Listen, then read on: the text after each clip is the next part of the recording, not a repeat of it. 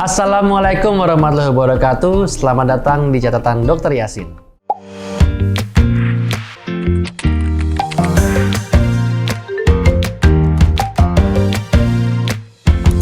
Sebentar lagi kita akan merayakan Hari Raya Idul Fitri setelah 1 bulan berpuasa.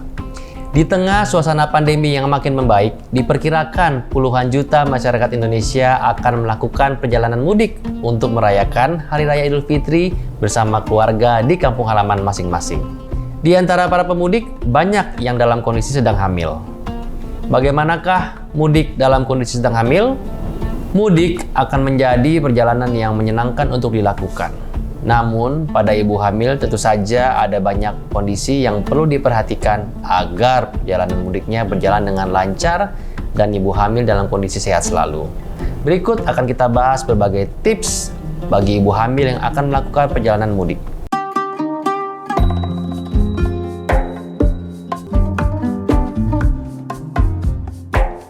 Yang paling utama yang perlu diperhatikan adalah kondisi seorang ibu hamil dalam kondisi yang sehat. Ibu dan janinnya dinyatakan fit oleh dokter untuk melakukan perjalanan mudik sesuai dengan moda transportasi yang akan digunakannya. Pertimbangkanlah durasi perjalanan atau jarak tempuh pada saat mudik serta kondisi kehamilan yang sedang dijalaninya. Seorang ibu hamil yang mengalami mual dan muntah mungkin akan mengalami kesulitan apabila harus melakukan perjalanan meskipun hanya 2 jam saja atau bahkan perjalanan yang lebih panjang lagi. Maka itu perlu dipertimbangkan moda transportasi yang akan digunakan, baik darat, udara, maupun laut. Pilihlah moda transportasi yang aman, minim risiko kecelakaan atau jatuh. Tidak disarankan untuk melakukan perjalanan jauh menggunakan kendaraan roda 2. Dan juga perlu juga pertimbangkan apakah kondisinya layak untuk melakukan perjalanan.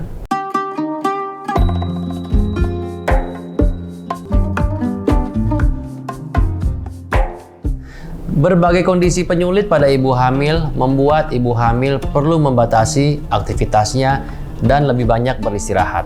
Perhatikan pada kondisi seperti terjadi mual dan muntah hebat, perdarahan, kontraksi, atau keadaan lain yang menyebabkan ibu hamil perlu diobservasi, serta sewaktu-waktu memerlukan pertolongan lebih lanjut di rumah sakit, maka tidak disarankan untuk melakukan perjalanan.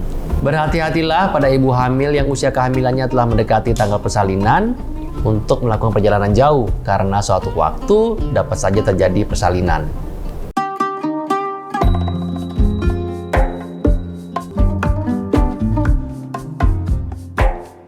Bagi yang melakukan perjalanan udara pada usia kehamilan akhir trimester 3, misalnya 36-38 minggu, sebaiknya tidak melakukan perjalanan lebih dari 2 jam karena mungkin cukup melelahkan. Bila terpaksa, berkomunikasilah dengan petugas medis di bandara atau maskapai penerbangan agar ibu hamil dapat memperoleh perhatian lebih atas kondisi medisnya.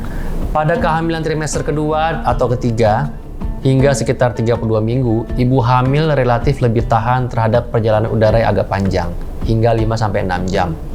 Namun, memasuki usia 32 minggu lebih, ibu hamil sebaiknya mulai mewaspadai berbagai keluhan yang timbul dan pastikan lagi bahwa layak untuk melakukan perjalanan udara yang jauh. Untuk penerbangan yang panjang, sempatkan berdiri dan mengubah posisi duduk atau stretching secara berkala selama perjalanan.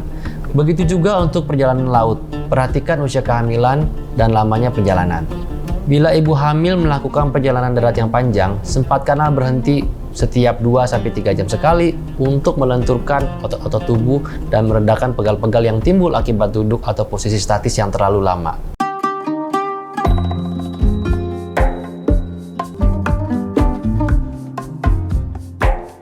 Siapkanlah bekal makanan dan minuman secukupnya untuk mengatasi lapar dan haus yang timbul selama perjalanan. Pastikan ibu hamil mendapatkan kecukupan nutrisi yang seimbang dan lengkap meskipun dalam perjalanan. Pilihlah waktu dan rute terbaik untuk pergi ke kampung halaman untuk menghindari risiko kemacetan arus mudik. Ada baiknya mencari informasi serta melakukan identifikasi layanan-layanan kesehatan yang berada di sepanjang jalur mudik bila diperlukan dalam kondisi gawat darurat dalam perjalanan. Siapkan obat-obatan untuk mengatasi masalah kesehatan yang bersifat emergensi dan konsultasikanlah dengan dokter Anda obat apa saja yang perlu dipersiapkan. Tetaplah dalam kondisi sehat. Semoga perjalanan mudik bagi ibu hamil dapat berjalan lancar sehingga dapat merayakan Idul Fitri bersama keluarga tercinta di kampung halaman. Dan jangan lupa selalu protokol kesehatan untuk mencegah kita dari virus COVID-19.